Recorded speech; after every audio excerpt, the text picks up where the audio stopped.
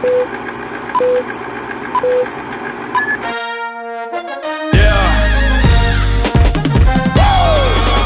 bullied, and dunked on. Beat up, bullied, and dunked on. Bullied and dunked on. Yeah. Let's get it. We only rock with Mavericks. If you a clone, then step off the canvas. Lest you get beat up, bullied, and dunked on. We gon' leave you beat up, bullied, and dunked on. We said we only rock with Mavericks. If you a clone, then step off the canvas. Lest you get beat up, bullied, and dunked on. We gon' leave you beat up, bullied, and dunked on. Excellently, it was pressing to me. Descended from the parents, I inherited 3.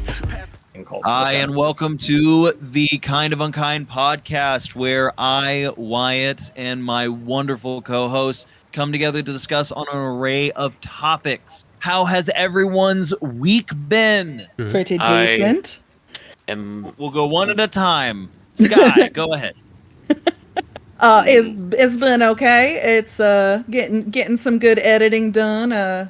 A filmed an arc boss battle video recently, and I'm very excited about it. So, but yeah, stay tuned. Yeah, stay tuned for some Arc boss battle combat. Hell yeah. How about you, Son Goku? It's been good. I spent all of last week in Montreal, so I was there. Montreal. Yeah, and hanging out in French Canada, doing some training and stuff. So I missed my PC dearly, and I look forward to this weekend when I can make sweet love to it again. Hell yeah, back in the saddle, getting good lube job. Mm-hmm. It's good for computers, I hear. Exactly. How about you, Ozymandias? I am living in a state of elation. My shitty, awful, no good boss is retiring this Saturday. Ding dong, the witch is dead. And as a direct result of this, I have gotten a pay raise. Oh, I've gotten more hours. that's amazing. My dick grew 3 inches. Nice. So I've got 4 inches now. It's pretty great. He is truly healing. Yeah, no, wait, still in any? Well, still no. in any. What? Now it just slowly goes out, negative. It just goes out of his ass. I thought you knew. Yeah. That was actually a picture of me in Tom Cardy's video, Mixed Messages, where he's got a boner coming out of his butt. The way it should be. Mm-hmm. Oh yeah. And how about you, Phoenix? I've been forgotten about. It's fine. What? Nothing. I was prodding Okay. the fun at. Oh yeah. Anyways. Oh yeah, he's kind of here. What? I went in order. I literally went in order of the stream chat, friggin' bottom to top, motherfucker. Anyways, you're talking about all the important people. What are we doing today? God, I didn't know I didn't know Phoenix is such a drama queen. Well, he's not allowed Sometimes to I have get that way. opinions. It's that time of the month. Jeez. How No, has Phoenix, your stop. week been, Phoenix? Okay. You said more words complaining about not getting to see your piece than you actually did. said. You really did. I gotta lay it on now. Son of a Motherfucker. bitch. Well, yeah, he's not allowed to have an opinion, but he can be. It sounded pretty opinionated. Mhm. No. Oh, you're right. Deflection is not an opinion. Yeah. My week's been alright. How's yours been? Dude, fuck, man. Not great, and not great at all. Work's been good. Got my new workplace, and I'm doing pretty well there. But my sleep has been absolutely fucking asinine, and shit. I had like a pair of terrible, terrible nights that led to some of the worst nightmares I've had in my entire life. This shit fucked me up. Like, holy fuck. I'm thankfully getting past it, and I'm trying to be upbeat, but like I keep being worried because it was the same dream, like not in a row, but 5 days in between, the same dream. It just the one I just had was 5 times as intense, and now I've just been so worried about laying down, going to bed. I keep waking up at exactly 3:30 a.m. So I'm like, what the fuck is happening? What kind of 7 eldritch days. fucking shit is going on here? 7 days. It's fucking terrible. It's fucking yeah. I got the grudge on me. Like I'm like, fuck, man. Like I'm not gonna harp When- on it. I'm not gonna go into depth because this shit. Every time I We talk are about it, I here can for see you. it. I One know, night- and y'all are wonderful, and I love you. deep in his sleep, while I was strolling porn, and he clicked on a forbidden video, and now he only has 7. He only has 7 days to ejaculations to live. Oh, Ah. that would be the worst. You mean I Fuck. only have 3 hours to live? yeah, like 3 hours. 3 hours? I don't know if I'm making it past the hour. I think you're Do break. wet you're dreams right. count? I think when you. Yes. The reason why your ween is so short is that you just literally kill an inch a fucking day, just beating it fucking off of you. Also, when you were describing the dream, I kept like, do you know the not the pumpkin, but the Halloween song that I've been sending to everyone? I have no idea. Like, if you send it to me, I don't know if I've seen it, because it's that line, that shit. If I see the fucking dude in a fucking top hat and a guitar, like on anything, I haven't yet. I was actually looking for this shit, where this could have come from. I couldn't find it, so I'm like, my mind for some reason like must have taken little aspects of different stuff, put it into one. Like, go ahead and tell me about what you were Is it sending that? around. No. Like that guy. No, that guy. We're talking the guy that I'm talking about, and I talk about in my dream.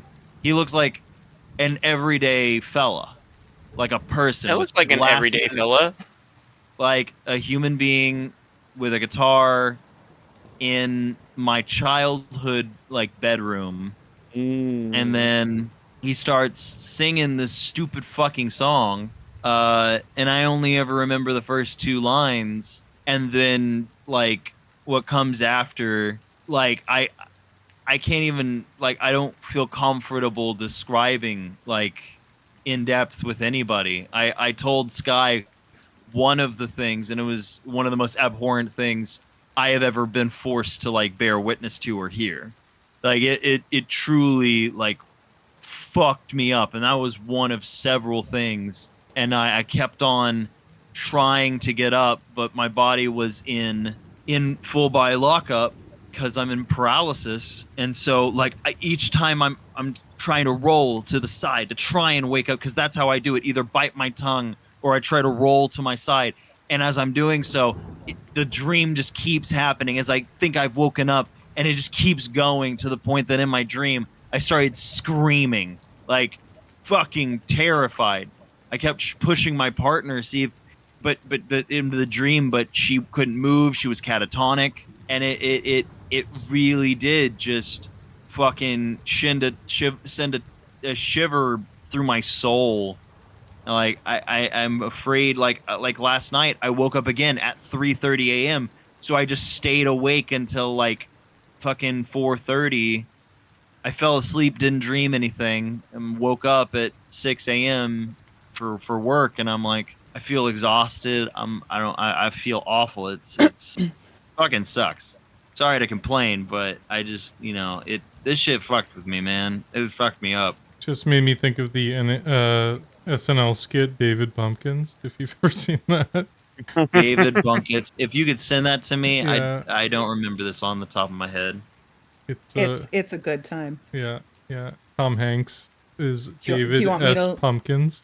Do you want me to look for it so that you don't have to? Sure. It'll alleviate your sorrow. Please, yeah, as long as it calms my mind. It's like I've been thankfully able to get past it and just like, just trying to move forward. But man, that shit was fucking terrifying. I mean, looking back on it, it's fucking ridiculous. It's super fucking dumb. But in the moment, it just fucked me up so much that like, when did I call you, Sky? At like 4 or 5 a.m. Yeah, it was like 5 a.m. Yeah, I was fucking drenched in sweat, terrified. That shit, God, nightmares suck, bro. And I'm used Okay. to those. But oh my God, this looks fucking hilarious. I will need to watch this. David S. Pumpkins haunted elevator. Okay, awesome. I'm gonna definitely watch that after this. But yes, horror. Horror dreams. Sort of aside, we still have something that can dip into the fear, but something that goes beyond just fear, as it rapping at my chamber door.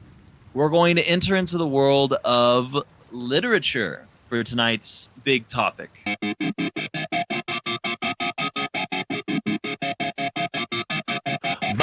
eye in the sky. I can go twice as high.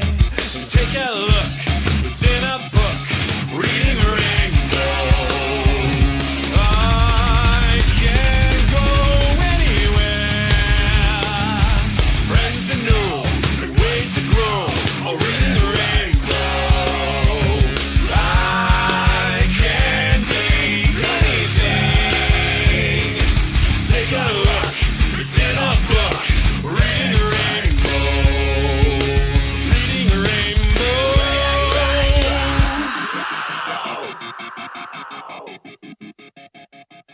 Was that an acceptable segue?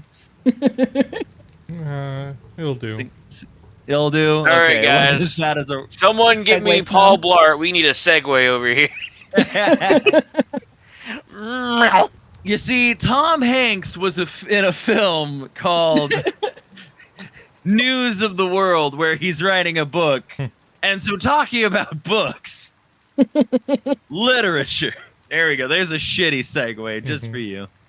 I want to ask and provide some key favorite books and why they're your favorites, as well as if you have a favorite author or authors. I'd like to hear it, and this doesn't have to equate just to, paperback or hardback books, black and white letter texting or with pictures. Whatever you draw favoritism and attraction to the works and what they provide, even if they're fucking Dungeons and Dragons manual. I want to hear what are some of your favorite books, so we can pass around some ideas, read some stuff, do some stuff together. I can go ahead and start. One of my favorite book series of all time. I have it right here in my room. So I have two of my favorite books of all time. I'll go into each one very shortly. But Ursula Le Guin's The Book of Earthsea. Have any of you read Earthsea? Nope. It's okay. So it was fantasy back in the 1960s, and it had a huge impact on fantasy from then on forward, specifically in the realm of magic, where Lord of the Rings had a heavy emphasis on the style and the aesthetics, because Tolkien was a genius who also used a lot of folklore and inspiration. Earthsea went directly into the direction of the magical, the arcane aspect. As we follow our heroes, we get to see more of that, and we saw some more of it moving forward with Wheel of Time.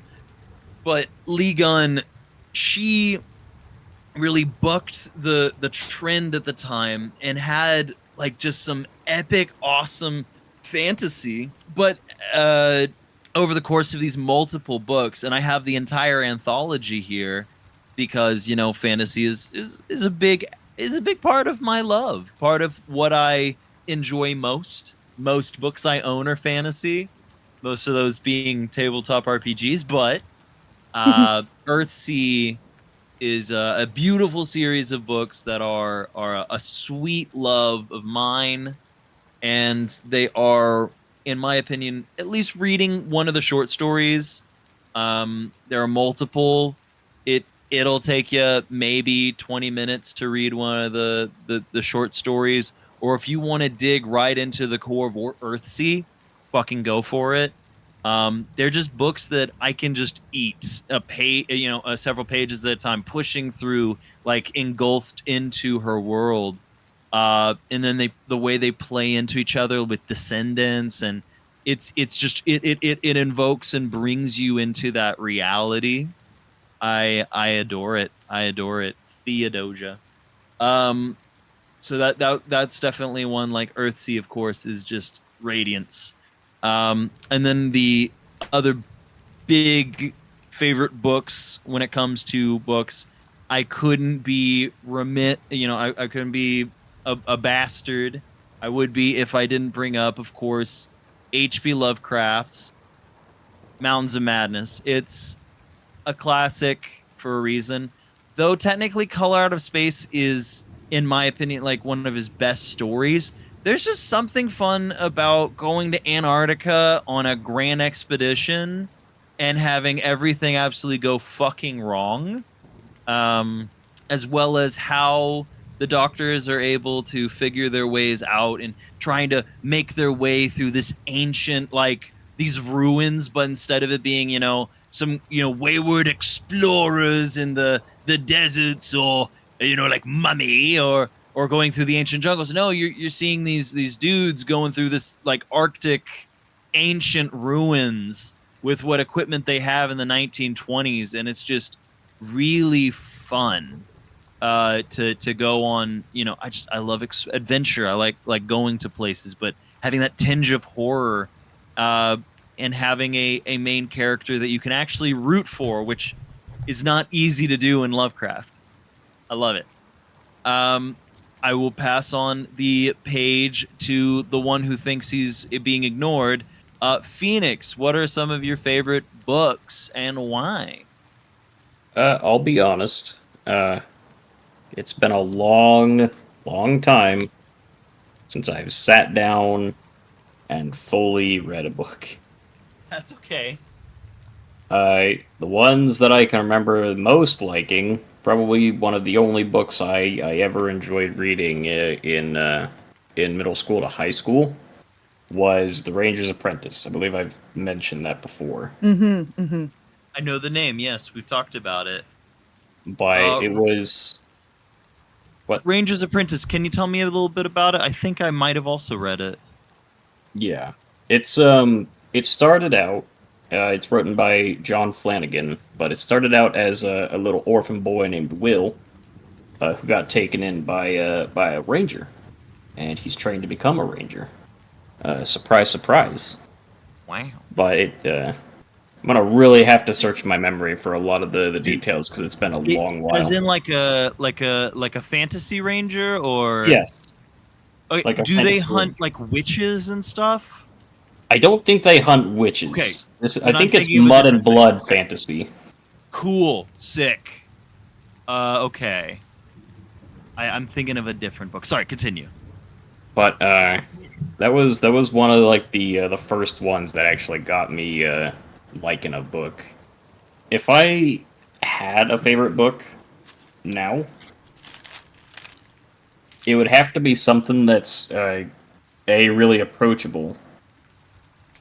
B doesn't require visual keys to know exactly what I'm getting myself into. Hmm. Someone who can describe a world really well, so that way I can actually feel like I'm there. Oh yeah. Thank you for sharing. I'll need it by Flanagan. What was his first name? Sorry. John Flanagan. John Flanagan. Thank you. He comes from the land down under. He comes from the land down under. Okay. Now we must hunt down the Australians. Oh, okay. I see. The ranger is just telling you about a daily life of a bogan in Australia. Is what I'm gathering. All That's right. exactly it. Thanks, broski. How about you, Oz? All right. Now I think everybody here already knows that I don't have a favorite book. But you're wrong, because I fucking lied to you. Because I have read one book cover to cover. It took me about a year because of dyslexia, not because I'm an idiot. You're good. But are you guys aware of a man named Viktor E. Frankl? No, I don't think so. No. Viktor E. Frankl has a very, very popular book that I read. I'd probably say around 17, called A Man's Search for Meaning. And it's about his memoirs surviving the Holocaust. Oh, Holy shit. And by sharing his insights on resiliences, purposes, and the indomitable human spirit, he I don't know. It was very inspiring when I read it, and it very like there. Some of the lines in the book just make you realize how terrible that time was, and I don't know. It's a real good book. I don't do it any justice because it was such a pain in the ass for me to read it. It's half like, oh, this is very much so, uh, a tremendously moving book, but also, holy shit, am I gonna die? These words don't stay on this fucking page. I'm gonna lose my fucking shit. Um, Damn, bro. so I would like to instead tell you about a book that I haven't read personally, but is my girlfriend's favorite book. Mm-hmm. And it's a book, weirdly around the same time period, called The Book Thief. Yep. Oh, I Okay. have that. Good one. It is about a young lady, a young girl in Nazi Germany who steals books. Obviously, there's more to that. I'm sensing a theme here for Yeah, lots of Nazi Germany. And actually, my third favorite book is Mein Kampf. No, but yeah, she was telling me about it because, obviously I was on the phone with her before we started the podcast, and I was like, I don't have much to talk about as far as literature goes. Exactly. She's like, let me tell you mine. Um, so yeah, The Book Thief. It's a very good book where I don't super know how much of what I'm gonna say is spoilers, so I'm gonna be very careful with what I say. Right. But she is a book thief. She lives in Nazi Germany with her mother and father, and also at some point in the book they take in a Jewish man named Max who lives in their basement and is a painter. And he will paint over some books, specifically Mein Kampf. Um, he will paint them over white so that the little girl can write. And from what I can tell, the book is kind of crazy near the end, and it's lots of twists and turns. But yeah, it sounds like a really good book. So those are my two. Those are my two submissions for today's book fair: Man's Search for Meaning and The Book Thief. spoiler. Thank you. Hitler kills himself. Yes. You're not that far off. Yep. Spoiler alert.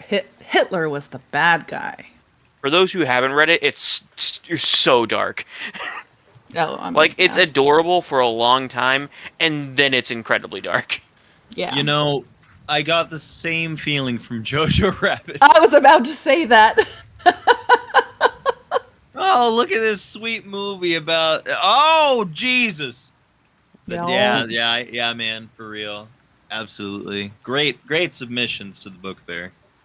And of course, the next man on the chopping block, Sengoku. Okay. I have a lot of really good submissions, but I'm gonna go Give us with a few. I'm gonna go with the two that are the biggest ones. Both Canadian authors as well. Nice. Represent. Yeah, of course. So the first one is the Prince of Nothing series, which Prince of Nothing. yeah. So the first book is The Darkness That Comes Before. It's by R. Scott Bakker, Bakker. It's a really cool series. It's kind of like basically what happens before is there's an apocalypse that almost wipes out all human civilization. And then all of these various orders kind of piece things back together. But it's set in a very, almost like, like religious medieval world. Where there's all these like Gnostic schools of magic, and there's like these creatures called like the no god and the no men, and they kind of rule the north. And this basically one of the main characters is this guy that comes out of a monastery, who's like kind of like been taught all this forbidden knowledge, kind of like in Dune the what are they called, the witches there? Why you could Benny probably Gesserit. yeah, they kind of have like the Bene Gesserit knowledge, kind of like the Cool. knowledge from before, and this guy kind of comes out and is does a lot of good and a lot of bad, and the story's kind of told through this kind of like middling wizard. Like he's like kind of like, you know, coming on in his years. He's not super powerful or anything, but the story's kind of told through his eyes, because magic is sort of Ooh. treated like it's untrusted. But if you, as long as you come from one of the schools, they kind of trust you. You know, it's like, okay, well, at least you're from this school, you're from that school. Like the circles of mages from like Dragon Age. Okay. Right. Yeah. But yeah, basically, the main religion of the world is trying to do like, you know, a sort of a holy war, you know, incite a holy war to bring back, you know, kind of like a crusade, because there's another religion that's sort of taken like the Jerusalem of this world, and all the events of the books kind of get swept up in this holy war that's happening. But it's really good. It's kind of like a dark, gritty version of what do you call it? The Eye of the World. That's what it's called. The Robert Jordan novels. Why am I blanking right now? Wheel of Time. It's kind of like a gritty Yeah, I was Wheel gonna of say, like, Time. it reminds me of Wheel of Time. Yeah, but it's a lot more adult, a lot darker, a lot more Ooh. intrigue. You know, whereas the Wheel of Time is a lot more like a coming of age story. This is really like, Right. you know, a lot more bleak, which I happen to enjoy. You know, I'm right there. Bleak is fun. And the other one that's my favorite series is called the Milesian Book of the Fallen. So the first one in that series is called The Gardens of the Moon by Steven Erikson. I picked up this series on a recommendation because I had read A Song of Ice and Fire, and my friend was like, if you like that, you're really gonna like this. And he gave me this 10-book series. They're massive. shit. They're like 1,200 pages each. It's a huge Jesus investment. And I was really hesitant. But when you get into it, it is like fantastic. It is super complex. Like for anybody who thinks Game of Thrones was a complex story, this is not the story for you. Oh shit. The author was. So it's highly political, or It is, but it's also just like there's a lot of complexities going on in the sense that the author was like a archaeologist, and so he shit. based a lot of his civilizations and a lot of the creatures. Like there's things that are like you know, a dark elf, but it's not a dark elf. He has its own name for it. And there's like a, you know, a realm of magic where it's like, let's say the Fire Warden, you know, like the Fire Realm in D&D. This is called a Fire Warden, and it's got its own name for fire. And it's like there's all these really cool things, but there's really interesting creatures. There's a whole race of what used to be almost like an indigenous culture that, to continue fighting their war, they cast a spell on their whole race whereby they wouldn't die. So, like, thousands of years later, there's just a bunch of, like, skeletons that are kind of, like, still fighting this eternal war. a bunch of fucking Necrons kicking around? Yeah, but they're all very, you know, like I said, they have almost, like, an indigenous kind of, mantra about them. They're kind of, like, they did it for good cause, not for, like, you know, like, greed.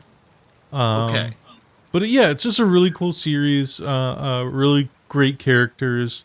You know, and it's like it's kind of cool in the way that like it if you liked, you know, like if you read Game of Thrones and you liked when Ned Stark, you know, was taken out. Spoiler, you assholes! If you don't know that, fuck you. Hands off to you. But that's Isn't it like 10 years now that it's come out? Like Yeah, that Yeah. season. You know? yeah, and that's just the TV show. The book, it's been like 20. So yeah. Oh yeah. Yeah, they came out in the 90s, didn't they? Yeah. Spoiler alert, in Dune they worship worms. Quintet Haderach, But Shai Halud. yeah, so this series is really great. It's so complex. Just to lay it out, it's a nightmare. My advice is anybody interested in the series, look up. There's like a guide that tells you like, okay, this race looks kind of like this, and this like, and they have pictures and everything, and it's super helpful because it allows you to just jump right in and not have to do what I did, where, you know, I like, you know, essentially had to read the back of the book to understand everything in the first couple chapters. So, but check it out. It is my most highly recommended series. So, Yeah. Fuck yeah, bro. Thank you for those awesome recommendations. Next up, as always, Sky, give it Ew. to us. You dear old writer, you. Well, I mean, obviously, I love some of the classics, like A Christmas Carol was a fun read. Oh yeah. Yeah, and then I really enjoyed Emma and Pride and Prejudice. Like they were good. And Prejudice is one of my favorite stories. But yeah, it's I I I loved a series that almost no one has heard of, which surprises me sometimes. But it's the first book was called Terrier, and it's by I believe Cassandra Clare. I would have to look it up just to make sure, but I'm pretty sure. She has better known books, I think, but it's a low fantasy book about this young woman who has joined the police force in her, the town where she grew up, and she gets stationed in like the Cheapside area where she grew up. And so she like knows, the lower cant, and she knows like, the ins and outs of, who people are and what they're up to. But the thing that like distinguishes it is like the she has like a gift where she can hear the voices of the dead who attach themselves to the back of pigeons before they can move on. And so they like the pigeons follow her around, and she can like hear people who have, so she's like investigating a series of murders in her old neighborhood. And so she's, she's using her gift, which nobody knows about. And then, there's a little bit of, a touch of fantasy in there, but a lot of it is grounded, and a lot of it, is. Yeah, you don't want to pigeonhole her in one genre. Yeah, yeah. And what I loved about the book also drove me crazy is that the entire thing is written in a really grounded like jargon. Like they never say woman, they only say mot. They never say man, they only say cove. Things like that, which, it took me a minute. Took me a hot minute to get into, but once I was, like, it was really immersive. So I did love that. It grounds you in the setting. That is wonderful. Yeah. So, yeah. And then, let's see. Obviously, I have a number of romance series that I've thoroughly enjoyed. But yeah, yep. I love books. You love books. I love Thank books. you. Last one I will provide is my lady love's favorite books, of course, belong to Edgar Allan Poe.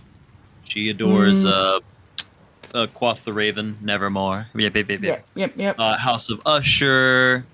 Just several of the such great classic spooky novels really capture her recent interests, as well as she's got some childhood ones, but she doesn't want to share all those. Haha.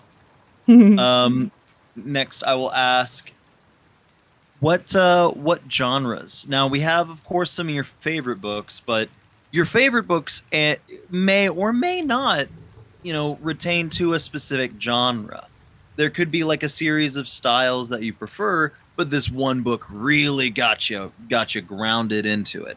So, what are some genres that really captivate you? So, for me, Nazi Germany. Yeah, you know? it's real clear for it us. really it sets itself to be.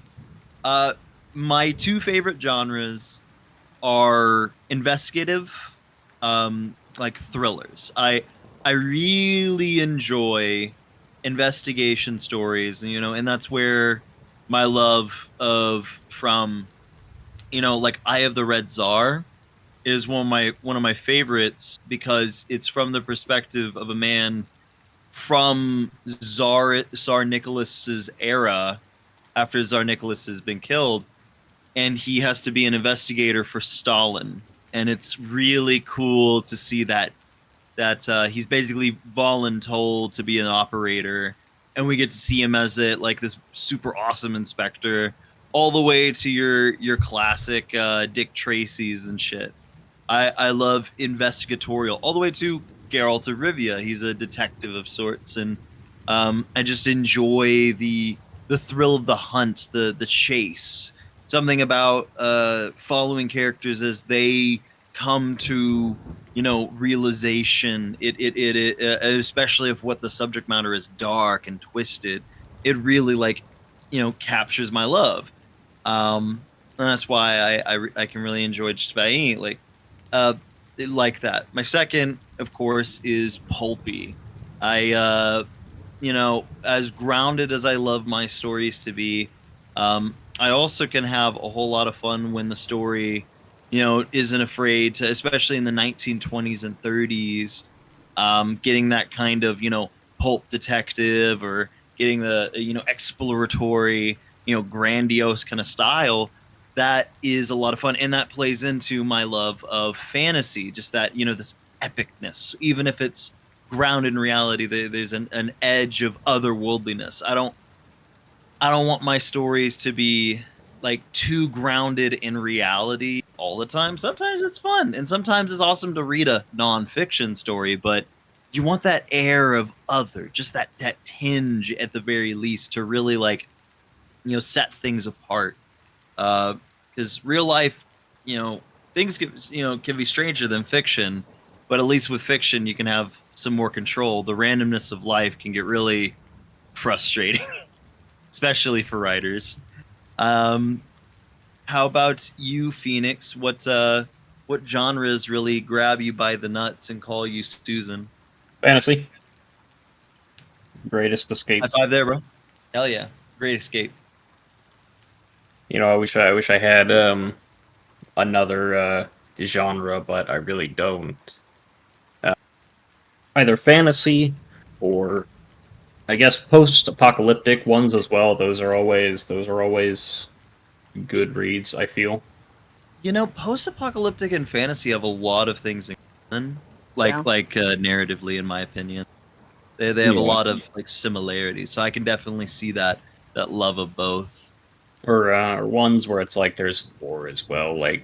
And it's not just for it doesn't really follow into literature as well. It follows me into games like This War of Mine and other ones like that. Ooh, yeah. Those ones that really like Frostpunk, that really just grab you at your heartstring, make you have to see the darkness of what's going on, for sure, bro.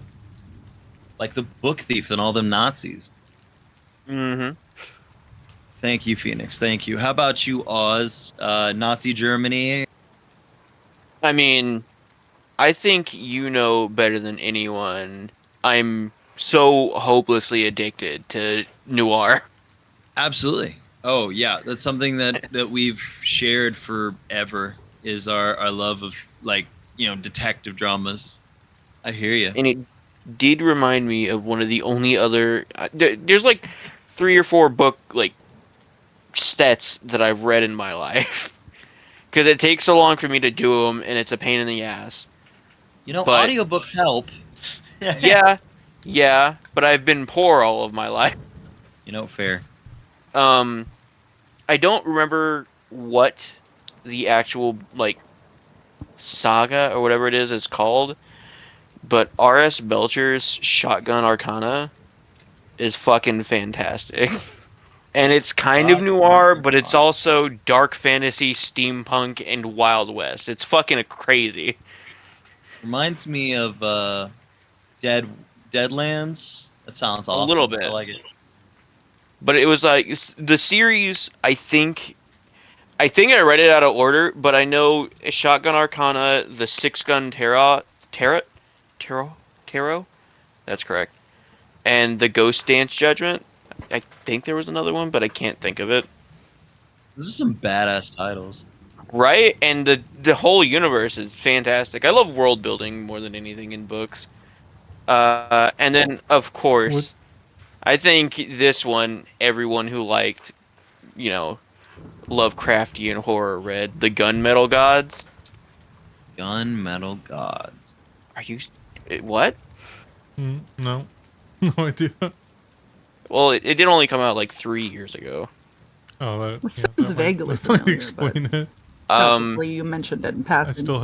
still have piles of books that I'm like I Right. collected years It ago that I'm is just slowly Game getting of through. Thrones meets Arabian Nights, and it features like Lovecraftian gods, mischievous jinns, and astral magic. That's actually Yo, from this looks the fucking sick as shit. right. That's what I'm saying. I'm surprised none of you had read it. Well, I'm the For cool one those who are here. curious, it's written by Zamil Akhtar. Yeah, there's 3 books. The third one is super cheap for some reason. But it's the Gunmetal Gods, Conqueror's Blood, which I have not read, and Death Rider. So yeah. I like noir, meaning obviously I like Lovecraftian shit. And obviously I like some old, Wild West stuff sometimes. But noir is the key focal point there. I like mystery. I like solving mysteries. Did Oz or Wyatt, did you ever read the Dresden Files, like those books? Of course, Yeah. I grew up No. with the Dresden Files, bro. Yeah, it's a book series by Jim Butcher that's kind of like it's basically like if you took like, a classic gumshoe detective noir series, but then it's like it's in a world of wizardry. So it's like the main character is like a wizard, but he's like, he's a wizard for hire, and people go to like his like downtown office, and it's very like gumshoe detective kind of style. It's really cool. It's a neat series, yeah. Like my sister read like her and her husband read the whole series, and they got me to start them, and it's fun. It's just like, yeah, it's kind of like if like a noir detective has to deal with like a werewolf. It's like, how would that go down? And like his contacts, instead of being like a bunch of sleaze bags, they're like otherworldly kind of figures and stuff. So it's a good series. I would recommend. I think I listened to one of the audiobooks too, and the narrator is actually pretty solid. So You guys ever read Forged by Magic? no. No, I have not. That was specifically directed at Sky because it's a romance book. No, I haven't. Do two lovers meet across a battlefield? Yes. No, it's about some kind of fantasy world where there's a half-orc lady escaping after her homeland had been conquered. It's the prelude to orc massage. Absolutely. Well, the orc and morc massage is a guy. Yeah, it's her Woo. son, her lusty son. Mmm. Yeah. The lusty Argonian maid. Mm-hmm. Yeah, I'm surprised Phoenix didn't say that was his favorite novel. No, it's Phoenix's favorite genre is books that exist in the Skyrim lore. Yeah. Phoenix, off the top of your head, how many books do you think you could name from Skyrim? A little bit. That's not a number. A little bit. There you go. And now we know. And knowing is half the battle. G.I.G. You guys ever read The Mountain and the Sea? No. Mm-mm. It's another great noir book that I have not read yet. It just got. I just noticed it came out this year, and it's got a giant octopus on it, and I was like, yeah, that's probably worth How reading. can you say it's a great book? You have no idea. It won the Locust Award for Best First Novel. Oh, best first novel. Congratulations. Mm-hmm. Best first novel. That doesn't mean anything. I mean, it's probably good. No. I refuse to take your non-recommendation. It had good, cool. I'll read it if you How could want. Not take his It had recommendation cool on this. He book art. didn't even read it. Yeah. Yeah, that's right. I mean, first off, I think you should take my recommendation just on the fact that I read 2 awesome books that you haven't, that are both Lovecraftian and awesome undead shit. That M Night Shyamalan, Avatar movie Nope. looks pretty good. I'm I've already never lost. watched it, but Oh no. it can't be bad, right? How about you, Sengoku? Obviously, fantasy is a huge influence. Going back to the Forgotten Realms, like Dritz novels and Tolkien, and Absolutely. all that stuff. I grew up heavily influenced by that. Love of D&D and everything just made that even deeper. Also like sci-fi a lot. I love especially Warhammer 40k, Fanny K. Warhammer 40k novels, the grimdark world, because it's kind of like fantasy sci-fi. It's not super realistic. They don't really go into the nitty-gritty of how, like, the science behind everything. It's really just about the lore and the stories. So I really dig that. I like Dune. I like, Starship Troopers, like kind of that kind of fantasy stuff. A lot of what I read is like nonfiction stuff, though. Like I'll read like random books, like a Book of Five Rings, and like SPQR, like just things about like ancient cultures, and I'm a history buff, so I really like just reading about kind of our past and the cool intricate things that you won't learn by watching like a Discovery Channel documentary on the same topic.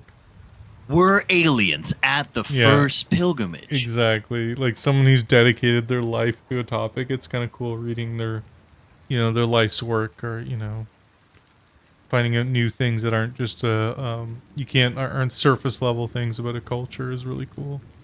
For sure, my dude. It is fucking grand to see some of that like real world shit. Sky, romance. Mm-hmm. Well, yeah, romance is something that I'm passionate about because I believe in happy endings, giggity. But it's because it's like the genre of hope. Ooh, happy endings suck. Ooh.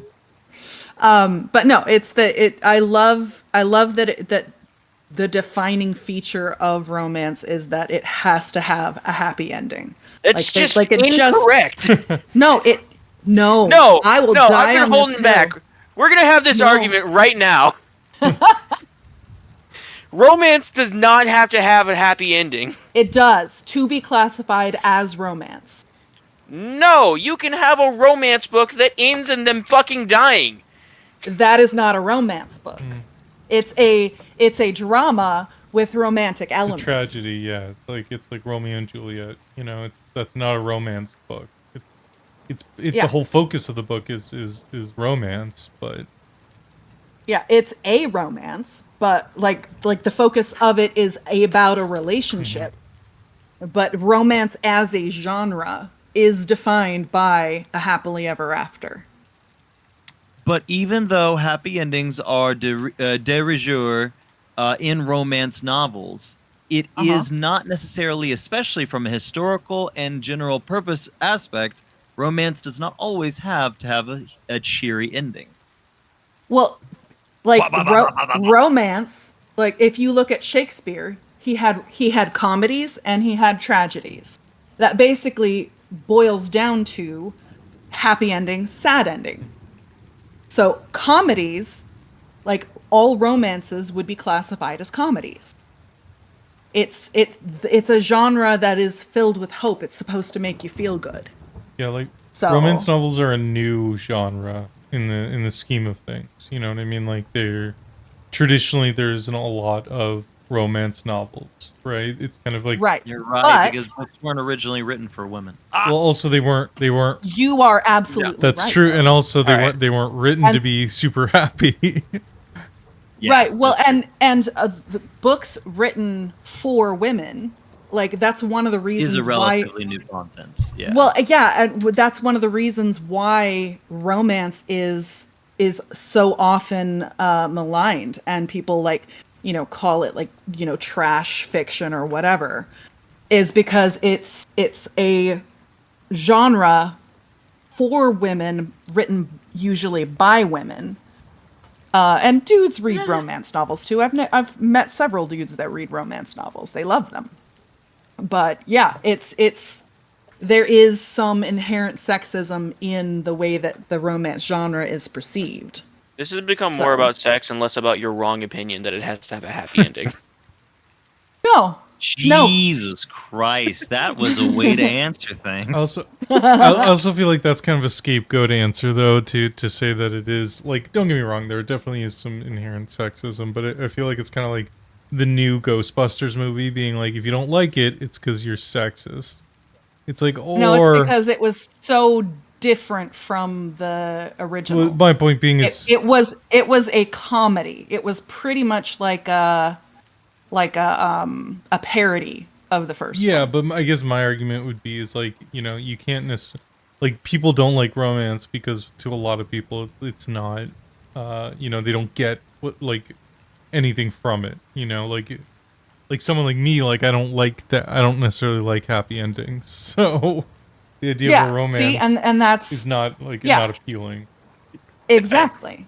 Yeah, it there is definitely, but there's plenty of people who do, So it is the highest grossing of all genres. So, but yeah, it's not the only one that I love. Like, cause I also love, like, I grew up on mysteries. Like, I was very much into the gumshoe and the, like the whodunit and all that. Like, and I love worlds that are like, they suck you in. Like, I, like I loved, and my brother couldn't believe when I said this. I loved 1984. And it does not have a happy ending. And my brother, when I told him, because he was the one that gave it to me and said, "Read this. It will help inform you as a writer." And I was like, I loved it. And he's like, "How could you love it? Like, Big Brother wins." Spoiler. Big Brother wins. And I'm like, well, yeah, but that was the only way that it could have ended. Like, there was no, given the world and the challenges, it was the only way that would have had a satisfactory end. And the reason I loved it was because it had a texture to it. Like, it had like this gritty, oily, greasy, kind of sensation to it that just, I love books that make me feel stuff. So, but yeah. So back to how I also romance love- novels are swell.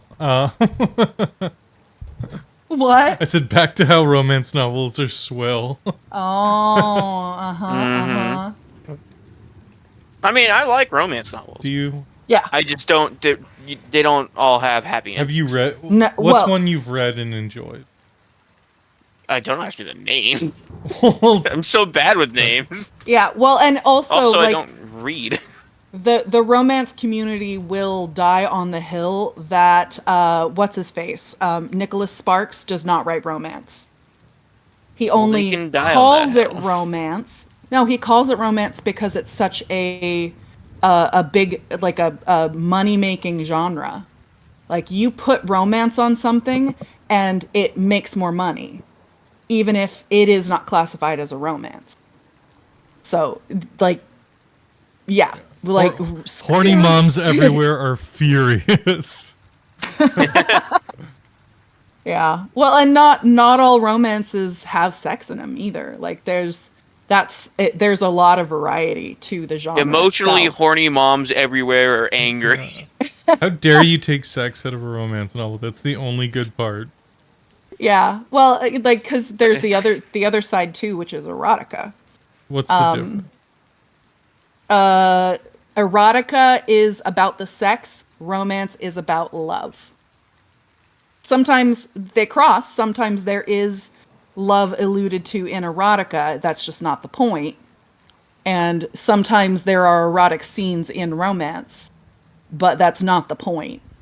Well, yeah, That's but it has just like, the candy. but does it not have to kind of, you know, it doesn't. I guess it doesn't have to, but doesn't normally one lead to the other? I guess in a way. Not always. One of my good friends who is a best-selling author, one of her friends writes exclusively chaste romances. There's like a bunch of writers who write chaste romances where the most erotic thing that happens is like a kiss, or it's like it doesn't go, it doesn't even go closed door most of the time, where, because you have closed door scenes where that they're doing it, but you don't see it. It's behind a closed door. Would you kindly make my night by holding my hand? Exactly. Yeah. Pardon me, madam. Might I kiss your pinky? But it's still about the love. Like, you still get that infusion of dopamine from the sensation of, oh, like, these two people are happy, kind of thing. So it's borrowed happiness. Which is a lie. Well, yeah. And that's why true romance can never have a happy ending. Oh no. The complete flip side of what you think it is. Oh, it's like happy endings are for stories that haven't really ended yet. Exactly. Yeah, that's what my argument would be, is like, it's the honeymoon phase of every relationship, where it's like, Yeah. Yeah, directly after every romance novel is the novel where they break up and go to see other people. Yeah. Not always. In fact, my friend, who is the best-selling author, she's written like 150 books at this point. But she does series that happen like, in a small town or at a ski lodge, and it usually follows a bunch of different of the characters. And the beautiful thing is that the characters are consistent. Like the people from the first book will be in book 4. They just aren't the star. You just get to see their adorable banter and their happily ever after.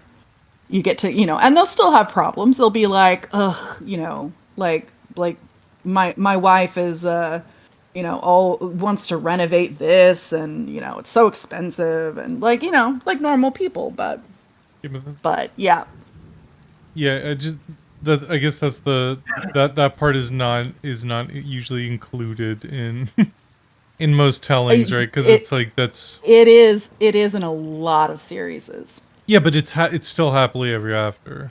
You know what I mean? Yeah, like, it is. It is. Well, and like there was some controversy a little while ago about a somebody who had written about Marines, and it was like the first book was about this guy and his wife, but in like the third or fourth book, I think it was the fourth book, his wife had died and he was seeing someone new, and there were people in the community that were like, that's not romance anymore, because he, she died. Like, that's not happily ever after. So, but hey, she was happy for the rest of her life. Yeah, that was debated. But yeah. But little did they know that she was banging people when he was on deployment. Yeah, that would also not be kosher. Yeah, see, it's I know so much about the genre because like I'm in the community, so it is a little bit different. Oh, we're on the outside of the club. No, we don't know what's going on. I feel. No, it's that I have a bunch of soapboxes about it, and I tend to love talking about it. So well, I mean, we can just reference the best-selling one of all time, 50 Shades of Grey, and I'm sure every it's the best-selling one. So I mean, it has to be the best-selling romance. Where in the end she says no. Yeah, I unhappy ending. When we were at the favorite book part, I almost led with Twilight just so I could hear the groans. But yeah, I was like, speaking of trash novels, Nobody likes Twilight. no, it had a moment where everybody was about it, but then everybody was about 50 Shades at the same time, and now a lot of us have come to our, well, I was never in the 50 Shades. Like I read like 2 sentences of an excerpt once, and I was like, yeah, I'm out. No way. This is too badly written. But But, but that's why the whole like it's the most selling genre. It just doesn't Yeah. hold. Actually, It doesn't hold water to me because the best selling of It something is- doesn't mean anything. It just means that there's a lot Okay, of so- like, it just means of that's where the all money is. of course. of all time, it is actually the 10th best selling of all time. Oh, really? Oh, that's I Number hate one that. is Pride and Prejudice by Jane Austen. Which is Love And it. number two, which doesn't surprise me at all because I thought I heard it before, is Outlander by Diana Gabaldon. Oh yeah, Oh, yeah. that show is swell. Well, and I'm sure that had a huge resurgence with But with number the show. 6 is The Notebook, so Mhm. I'm just saying. Yeah. I hate the Notebook. Yeah, no, Ooh. trash. But yeah, and it's no, number 6. I know. And this is out of a list of 647. So several people did their homework, and this is like on millions of reviews. Oh yeah. Pride and Prejudice is over 4 million, which makes sense. I mean, it's a classic for a reason. Oh yeah, yeah. Jane Well, Austen. and it's been around for Ever. two, But the fact that 200 or 300 Outlander years. has only been out for 30 years, and it's number 2 of all Yeah. of them. That shows how good Outlander is, and Well, and I do I- like the show. I bet it also had a huge bump when the show came out. But yeah, That is fair. That is fair. but yeah, I mean, there's always going to be those outliers and things like that. But Yeah, number 10 is, in fact, ironically, none of the other books from the trilogy are here. right. Well, Only yeah, 'cause 50 nobody Shades cares of about Grey. They Because got the first everybody one. heard about it and heard that it was scandalous, and everybody had to find out what I it was. see. I almost bought a copy several times, and every time I was like, no. And and then I read that excerpt, and it was a hard So no. my question to you is, one last question. I'm sorry about this from me at least. Is Sure. what are your thoughts on Phantom of Not the the Opera Germany. being a romance? I don't know a whole lot about Phantom of the Opera. Like, I think I've seen a movie once, but it wasn't something that I I didn't get into very much, and so I didn't pay much attention to it. All right. So, but yeah, I mean, I would need to learn more, but I'm pretty sure. Well, let me think. Pretty sure about something you've never. Yeah. Wow. 14 is Princess Bride, which is. Oh, I always loved liked that Princess book. Bride. Yeah, I loved that book. Is that a romance novel though? It is. Well, it Well, wouldn't it's got some pretty, it wouldn't you know- necessarily be classified as a romance novel. It has romantic themes, but I think it more is classified with literature. Well, it's a fantasy, right? It's Yeah, someone gets Yeah, it's a fantasy. someone gets a little excited at some point, so I'm pretty sure it's a drama. From what it Yeah. sounds like, if you want a romance, it's just happy and that's it. No, there's always the black moment where everything No, And then you're it becomes one a step drama. away from Right. everything being, ruined. I don't know if I agree with everyone though, because 4 is Gone with the Wind, and that one has like 4 separate N words in it. Yeah, it's problematic for sure. But again, it's been around for a long time. So, but yeah, it's what I was going to say is at Phantom of the Opera, I think, because I'm pretty sure it was about the guy, like the Phantom, basically trying to kidnap the heroine, right? Yes. When did we Yeah, start? but he's also not like the male romantic lead, right? There's another guy. But he's the important romantic lead. Because Well, in Phantom of the he's- Opera, the Phantom is the one everyone wants to get laid with. Oh, yeah, yeah. But I he could see also that. kidnaps her, and then in the original book, he gets chased down and then murdered by a mob. Yeah, yeah. Yeah, where are we at So, with Frankenstein being a romance novel? That's what I want. That's the Bride of oh, Frankenstein. well. Yeah, yeah, yeah. The good old romance genre, Frankenstein Mhm. and Dracula. Absolutely. Yeah. The Reanimator, Yeah, best yep. romance novel. I love Exactly. Reanimator. That's some of that good H.P. Lovecraft shit. Is he's fucking Albert West? Oh, I fucking love. Yeah, no. When the head is talking to him. Oh my So god. so are we like locking in Phantom of the Opera under horror? Is that No, it's That's what I'm one of the greatest love hearing. stories of all That's what time. I'm hearing. I'm pretty sure every novel ever is drama. Well, yeah. Because at some point there is drama, so it checks out. Yep, there are no genres. Oh yeah. Every book is the same. It all comes back to being comedy or tragedy. The Right? greatest romance novel of all time is the Horus Heresy because the God Emperor is the only the love of everyone's God. life. Fucking hate. I Pretty Oh. fucking sure hate the that greatest shit. romance novel of all time is Don Quixote. Uh, You know? I really love windmills now, thanks to that book. Yep. Uh-huh. Yep. One last question to ask around Dulcinea. as and then we'll be closing off. What are your feelings about with the modern climate and how books are perceived in the modern day moving forward? Do you feel that literature will remain relevant within the next 100, 200, 500 years? Uh, if you asked me, there would be those who would hold on to aspects of literature, but of course, it would switch to a new medium. At the same time, people always try to find a new way to ascertain media and to keep their mind busy to avoid boredom.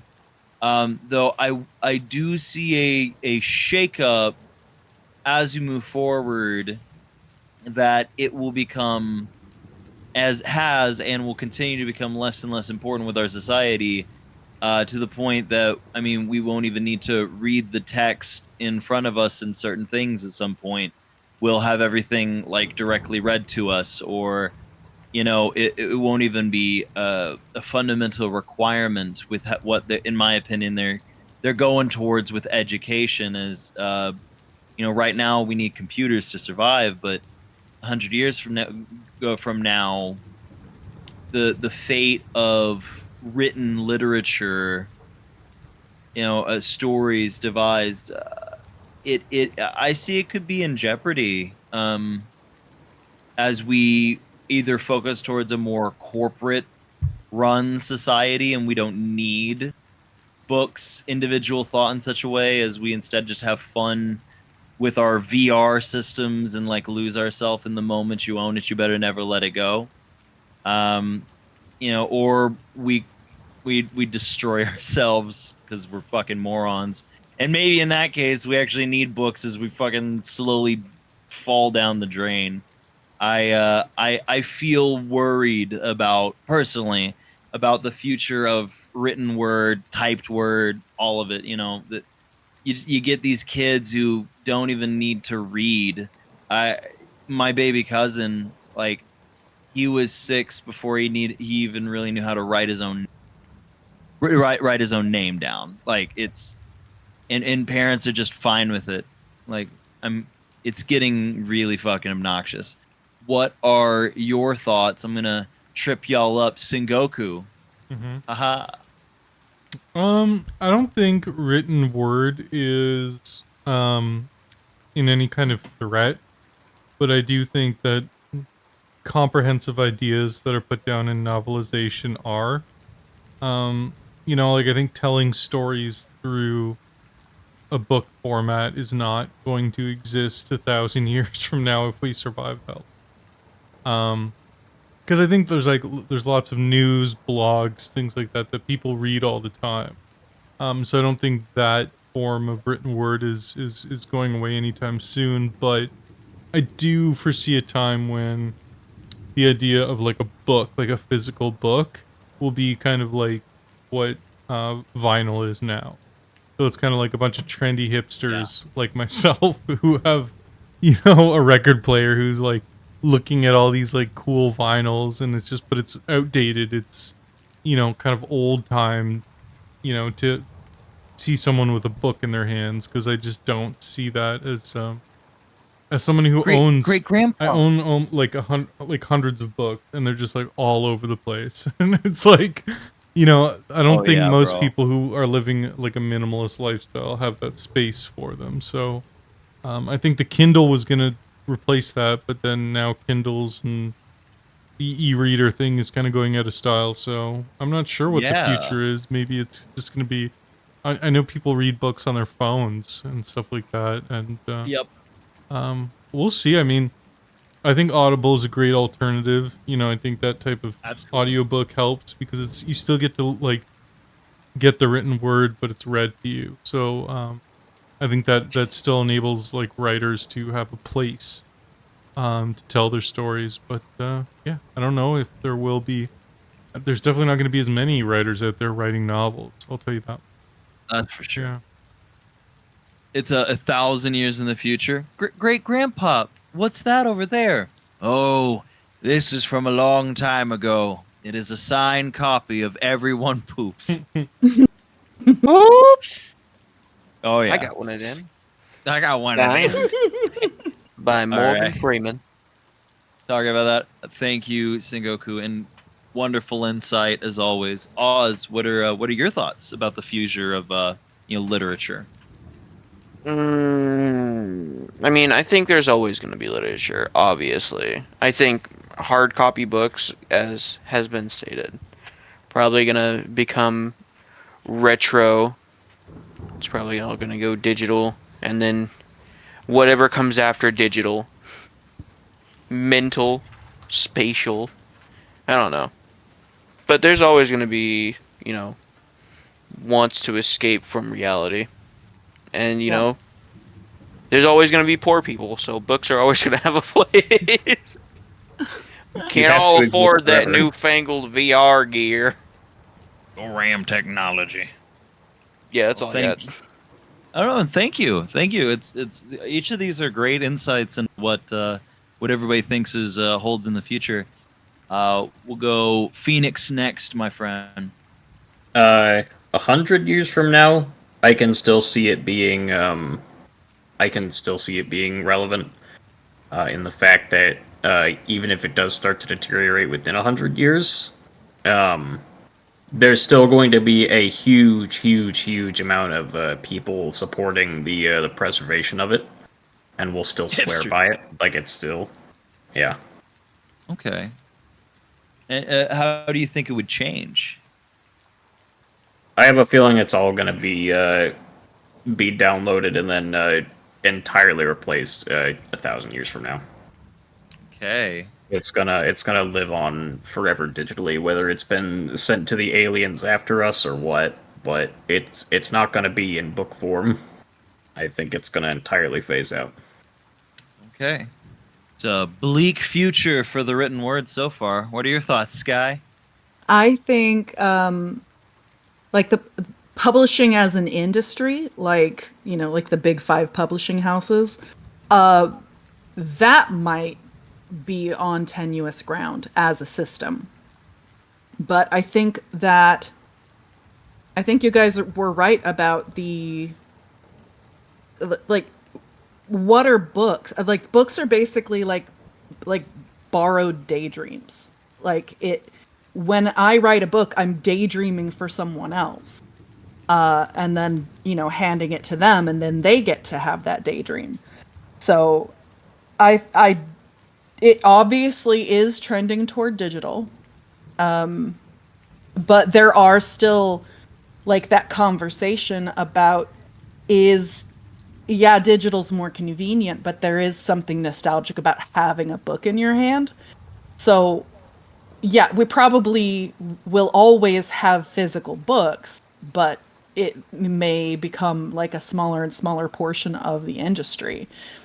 And the industry may trend toward indie publishing the way that YouTube has kind of replaced some people's TV experience.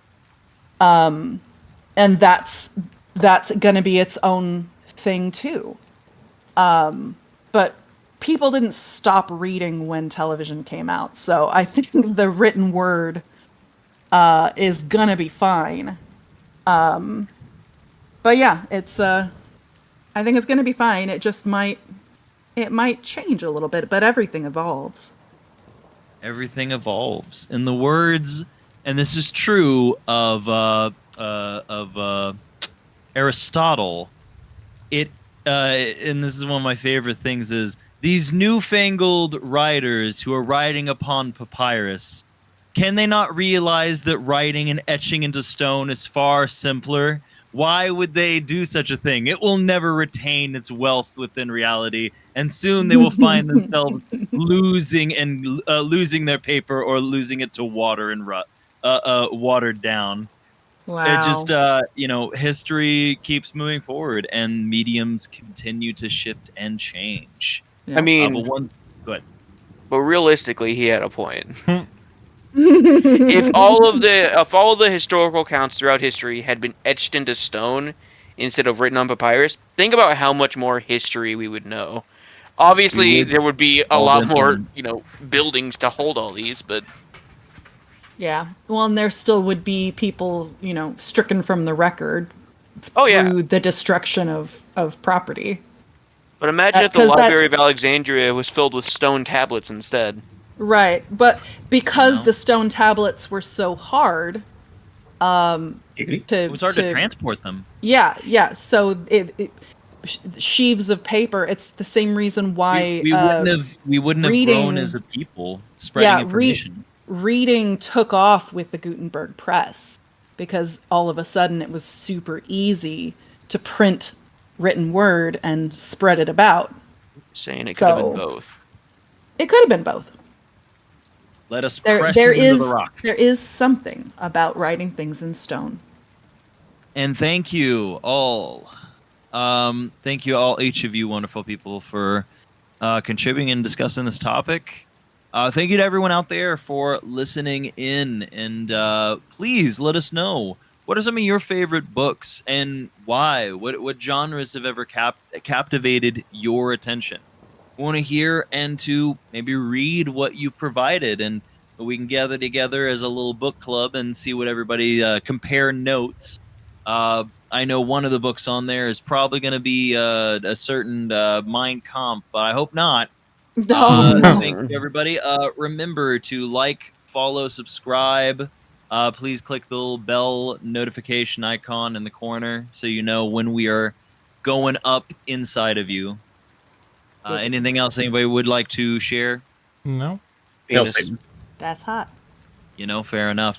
New videos each week coming out from our wonderful people. Please stay tuned and check in. We will catch you next time. Hail Satan! Bye, everyone.